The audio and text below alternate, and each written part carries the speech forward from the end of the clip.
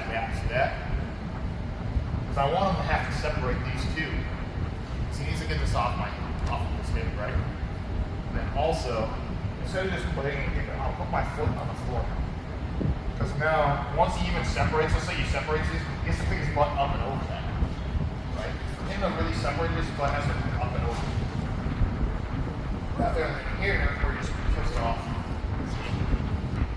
Again, when I turn this way, I want my toes to touch the mat. So it's very hard to separate those. I'm going to give you two finishes this way. We're going to move a little bit faster. So look, you're like this. We're closing. I get to my side. Look, I just put my hips in. It's the same. It's the exact same lock.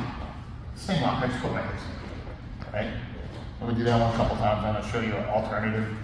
What I would normally do. What I like to do. So look, we have the same lock, same entanglement. Only difference is I'm going to try to cover my heel. The hard to use that back knee. Put it in here. I'll just put my hips in. Again, I don't drop my hands. Same thing. Don't let this happen. Right? Alternatively, this is probably the one I would go for. If I want to break his foot this way. This one's not going to break his foot. The one we did. The one I'm going to show you will break his foot this way. Right? So what I'm doing is I'm taking my shoulder around in a circle. So watch. I'll get here.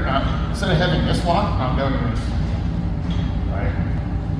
And I want to reach with this knee in, and I'm taking my, you feel it, right? Yes. And I'm taking my shoulder around in a circle that way. It will break your foot, right?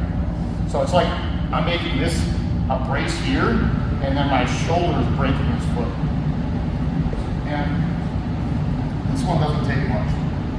My hand's gonna come, usually I'll start with like this lock, then come here. So now I'm taking the falling weight, and I'm bringing my shoulders around the circle. I would curl myself this way. So my arm's doing that.